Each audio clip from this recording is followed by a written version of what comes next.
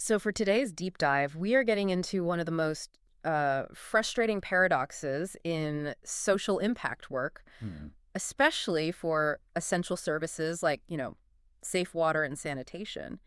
It's this baffling idea that pilots never fail, but also never scale.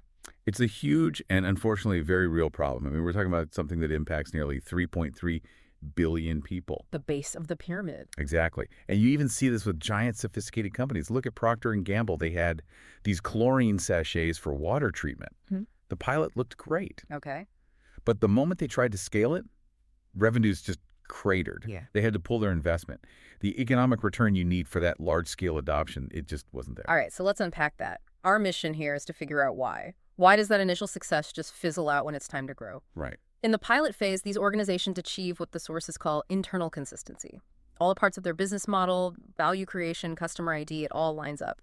But that perfect alignment depends on an invisible pillar, doesn't it? Absolutely. I think. It's almost always subsidized by external donor funding, philanthropy. Ugh. And the moment you try to scale, you have to swap that out for traditional investment. You need to be financially viable. That one move completely shatters the consistency you built, So the whole game changes. the whole game. And success from that point on hinges on managing what our sources call dynamic consistencies. It's about how the model has to evolve. Okay, but the first one seems so counterintuitive. Normally, when you scale, you bring things in-house. But here, the first challenge is externalization and internalization. You actually push downstream things out. You do. You have to, because the goal is less about selling and more about building trust.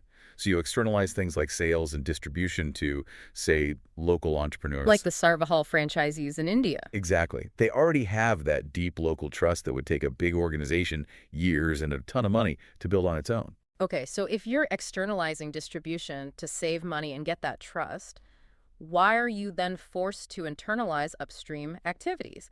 Things like design and quality control, which Sanergy did. Isn't that adding costs back in? It is, but it's essential.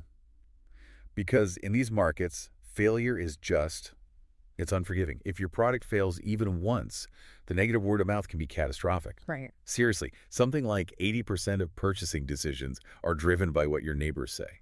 So internalizing quality control is basically an insurance policy on your reputation. Wow. Okay, and here's where the strategy seems to bend even more. The second dynamic consistency is novel customization. So it's not enough to just be cheaper. No, not at all. Right. You have to offer novel value to get people to pay.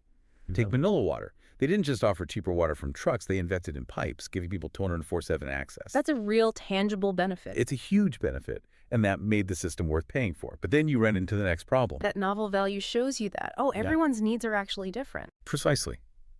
You can't just scale a single uniform product anymore. You see it with Unilever. They went from one water filter to a range of 4 different ones. And that customization, I assume, pushes your costs right back up. It does. It drives up complexity and costs, which often nudges the organization to start serving slightly more well-off customers just to stay afloat. It's a constant balancing act. Which leads us perfectly to the third dynamic consistency, organizational ambidexterity. You're basically forced to run two opposing businesses at the same time. You got it. You need exploitation. That's refining what you already do, getting more revenue from your current customers.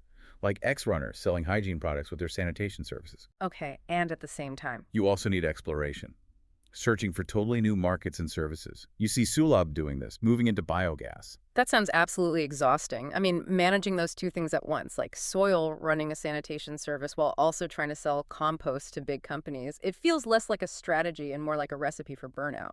And that's the core of it. The paradox isn't just about external barriers like lack of funding, it's the sheer internal management complexity of juggling these three things: externalization, customization, and ambidexterity all at once. So what does this all mean for you listening? This incredible complexity suggests that those rigid, top-down business plans, they often just don't work here. They really don't. Success in these markets seems to depend less on traditional strategy and more on something called bricolage, which is, basically the art of improvising, of skillfully making do with whatever resources and capabilities you have at hand. Something to think about.